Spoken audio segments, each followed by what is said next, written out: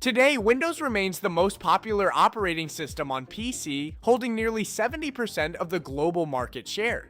That means the vast majority of people work and game on Windows. But things might be about to change because now we have SteamOS. It's free, lightweight, and designed by Valve to optimize gaming performance. But will all of that actually make a difference for this 15-year-old gaming machine? Today, we're going to find out if switching to SteamOS can truly revive a former gaming beast that once dominated the market. And here it is, and in the Dell Alienware Aurora R4 ALX. At its launch back in 2011, this was the ultimate gaming machine and a hardcore dream for every gamer. 15 years ago, this beast retailed for a massive $3,000, but today you can track down a similar used model for around $300. Inside, the compatibility have a compatibility showing from its domain, the components are almost stock. Everything looks beautiful and perfectly synchronized. The only real downside is its massive footprint and overkill weight. Everything about it is bulky and aggressive. We've got a stock Alienware liquid cooling setup. There are 4 sticks of 4GB RAM installed for a total of 16GB DDR3 RAM. Powering the system is an Intel Core i7-3930K CPU with a legendary weapon, the GTX Titan GPU with 6GB VRAM. Back in the day, this spec sheet was the absolute tier 1 for gaming performance, but it's now 2026 and this machine is older than the games we're about to test. So can it actually handle modern titles? First, let's see how this old monster runs games on Windows 10. So we have some baseline FPS numbers to compare with SteamOS. Let's warm up with Hollow Knight Silksong. This 15-year-old rig handles it flawlessly, pushing nearly 400 frames per second. However, even on this lightweight indie title, the GTX Titan pulls nearly 200 watts. Man, that's a bit scary for the electricity bill. Next is Tomb Raider 2013, the closest in age to this machine. On ultra settings, it easily stays above 100 FPS most of the time. Looking good. Moving to The Witcher 3, things got weird. Launching the game gave me a pitch black screen, the menu in-game worked, but there was no video.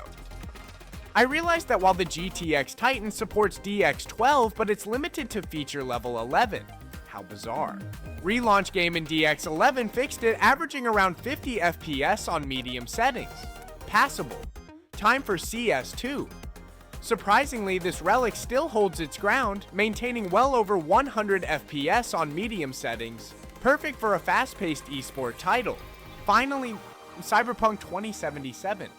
Well, now the game refuses to launch. This is the biggest barrier between old hardware and modern games. We can't demand any more from Windows. Alright, so we have our baseline results on Windows 10. Can SteamOS actually push my FPS even higher? First, we need to grab the installer, so I'm heading over to their official website. There it is. But we have a slight problem. As you can see, SteamOS only officially supports 3 types of devices: the Steam Deck, Steam Machine, and Lenovo Legion Go S. In theory, that means you can't just install SteamOS on any desktop PC.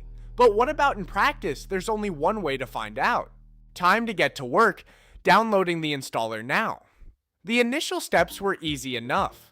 I used Rufus to flash the SteamOS image onto a bootable drive, something I've done many times in my past videos. But this time, I'm not so confident. SteamOS has 0 official support for desktop PCs. On top of that, this machine is 15 years old, meaning compatibility issues are almost guaranteed. And as it turns out, my anxiety was completely justified. We are already running into trouble. After waiting for the system to boot through a wall of strange code running on the screen, we finally reached the KDE Plasma startup screen. Wait, is it flashing? Oh, we're in. But oh my god, what the hell is this? My eyes hurt. The screen is flashing non-stop. Did I just break my monitor? Definitely not. Does anyone know what's going on here? I tried opening the display settings to tweak a few things. It calmed down a little bit, but it's still pretty annoying. It seems like this glitch is coming from the graphics driver. SteamOS is a modern Linux distribution, while the GTX Titan is a GPU built on an outdated architecture. Combining these two things is clearly not a good idea. Whatever, at least the system is still functional.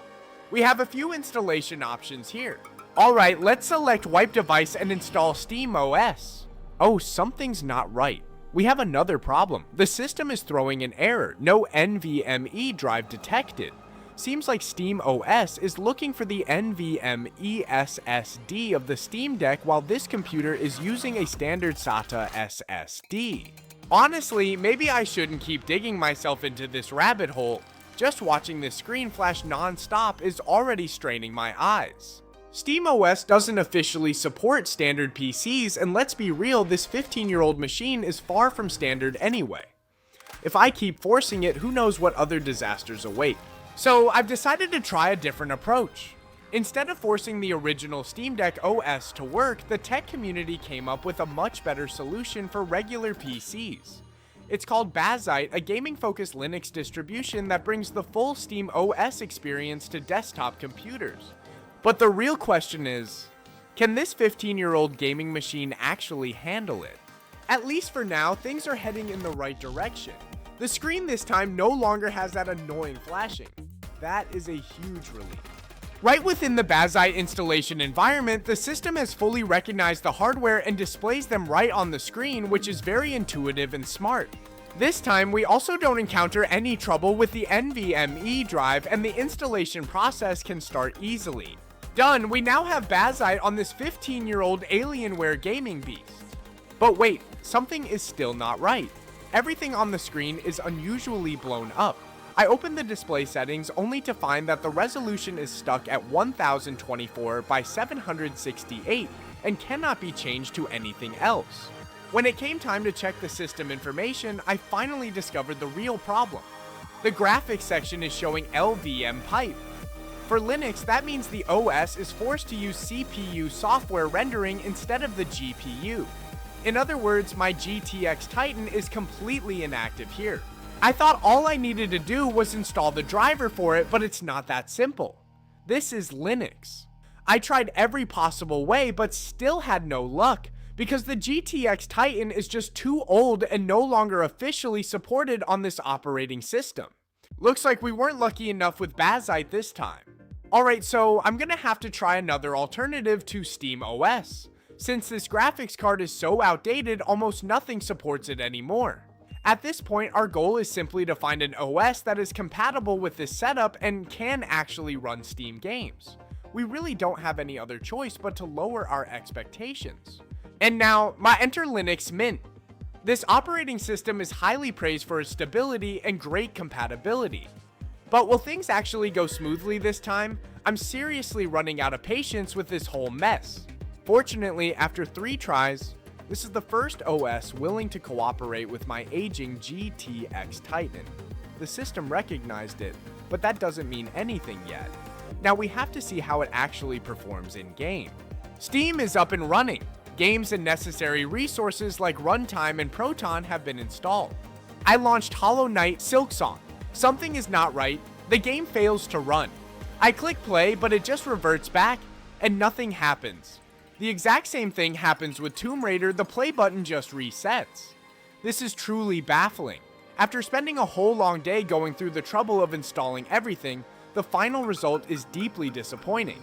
The root cause of all this comes from the ancient GTX Titan.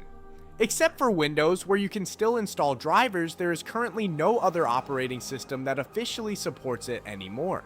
After tinkering with a bunch of commands in the terminal, I still couldn't fix anything. In fact, things only got more messed up. So all hope for the legendary GTX Titan is gone. I'm replacing it with this RX 550. It's not powerful, but it's newer, common, and fully supported on Linux. Surprisingly, games now run without any weird errors. Silksong averages 150 FPS, which is very smooth. Tomb Raider hovers above 40 FPS, not perfect, but playable. Of course, this performance cannot compare to the raw muscle power of the GTX Titan, but it proves a harsh truth. No matter how powerful a legend was, its golden age ends when modern platforms drop support. After a long day messing with SteamOS on this old PC, I realized that not every legend can survive in the present day. Especially this GTX Titan, once a beast, now just a washed up king. Furthermore, bringing official SteamOS to a regular PC is nearly impossible. Even if you manage to install it one way or another, the resulting experience will never be perfect. What do you think about this? Is it worth reviving a legendary gaming machine like this? Let me know in the comments. See you in the next one.